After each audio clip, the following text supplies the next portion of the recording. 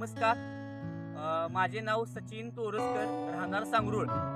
मी 4-5 महिन्यापूर्वी मिरची हा 10 गुंठ क्षेत्राचा काय केलेला आहे, प्लॉट केलेला आहे. तर या प्लॉटला RCF कंपनीचं FOM हे सेंद्रिय खत बेसलच्या वेळी काय झालेलं होतं, वापरलेलं होतं. तर या खतामुळं मला या मिरची पिकामध्ये काय फायदा झाला, तर सगळ्यात पहिल्यांदा जे मी रासायनिक खत टाकलं होतं ते त्या सेंद्रिय खतामुळे जे रासायनिक खताचा आहे तो चांगला अपटेक काय झालेला आहे, ह्या पिकाला काय झालेला आहे, उपलब्ध झालेला आहे.